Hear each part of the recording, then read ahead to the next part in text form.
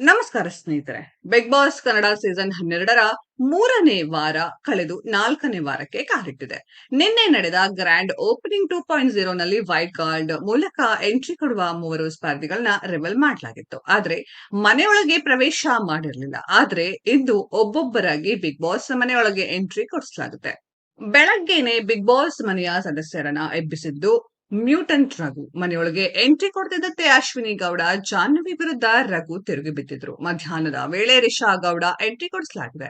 ಇವರು ಒಳಗೆ ಬರ್ತಿದ್ದಂತೆ ಮನೆಯ ಪ್ರತಿಯೊಬ್ಬ ಸದಸ್ಯರ ವಿರುದ್ಧ ಕಿಡಿಕಾರಿದ್ದಾರೆ. ಆರಂಭದಲ್ಲಿಯೇ ಇಬ್ಬರು ಸ್ಪರ್ಧಿಗಳು ಮನೆಯ ಸದಸ್ಯರನ್ನ ಎದುರು ಹಾಕಿಕೊಂಡಿದ್ದಾರೆ. ಇನ್ನು 3ನೇ wild card entry Suraj Singh. Bigg Boss ಮನೆಯೊಳಗೆ ಇವರದ್ದು ರೊಮ್ಯಾಂಟಿಕ್ ಎಂಟ್ರಿ ಆಗಿದೆ.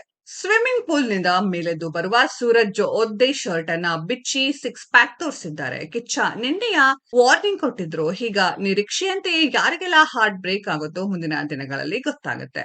ಗಿಲ್ಲಿ ನಟನಿಗೆ ನಟಿ ಕಾವ್ಯ ಶೈವ ಮೇಲೆ ಮನಸ್ಸಾಗಿದೆ ಅನ್ನೋ ವಾತಾವರಣ ಮನೆಯೊಳಗಿದೆ. ಅದಕ್ಕೆ ಕಿಚ್ಚ ಸುದೀಪ್ ಕಾವ್ಯ ಅವರನ್ನ ತಂಗಿ ಅಂತ ಒಪ್ಕೊಳ್ತೀರಾ ಎಂದು ಪ್ರಶ್ನೆ ಮಾಡಿದ್ರು. ಅದಕ್ಕೆ ಗಿಲ್ಲಿ ನಟ ಸುತಾರಂ ಒಪ್ಪಿರ್ಲಿಲ್ಲ. ಇತ್ತ ಕಾವ್ಯ ಶೈವ ಕೂಡ ಕಜಿನ್ ತರ ಎಂದು ಹೇಳಿದ್ರು. ಈಗ ಮಾಡೆಲ್ ಸೂರಜ್ ಎಂಟ್ರಿಯಿಂದ ಇಬ್ಬರ ಮಧ್ಯೆ ಏನಾದ್ರೂ ಬಿರುಕು ಮೂಡಬಹುದೇ ಅನ್ನೋ ಪ್ರಶ್ನೆ ಇತ್ತು. ಸೂರಜ್ ಸೀದಾ ರಾಶಿಕಾ ಶೆಟ್ಟಿಗೆ ಗುಲಾಬಿ ಕೊಟ್ಟಿದ್ರಿಂದ ಗಿಲ್ಲಿ ನಟ ನಿರಾಳ ಆಗಿದ್ದು ಕುಡಿದು ಕುಪ್ಪಳಿಸಿದ್ದಾರೆ. ಸೂರಜ್ ಸಿಂಗ್ ಸದ್ಯ ಬಿಗ್ ಬಾಸ್ ಮನೆಯೊಳಗೆ ಇರುವ ಹ್ಯಾಂಡ್ಸಮ್ ಹಂಕ್. ಮನೆಯೊಳಗೆ ಇರುವ ಕೆಲವರ ಮನಸ್ಸನ್ನ ಕದಿಯೋದಂತೂ ಪಕ್ಕ. ಆದ್ರೆ ಪ್ರೋಮೋದಲ್ಲಿ ಕಾವ್ಯ ಅವರ ಒಂದು ನೋಟ ಪ್ರಶ್ನೆಯನ್ನ ಹುಟ್ಟಾಕಿದೆ. ಕಿಚ್ಚ ಸುದೀಪ್ ಪಾಪ ಗಿಲ್ಲಿ ಅಂದಿದ್ದು ನಿಜವಾಗುತ್ತಾ ಅನ್ನೋ ಅನುಮಾನ ಮೂಡುತ್ತೆ. ಕಾವ್ಯಗೆ ಮೊದಲ ನೋಟದಲ್ಲಿಯೇ ಸೂರಜ್ ಮೇಲೆ ಮನಸ್ಸಾಗಿದೆಯೇ?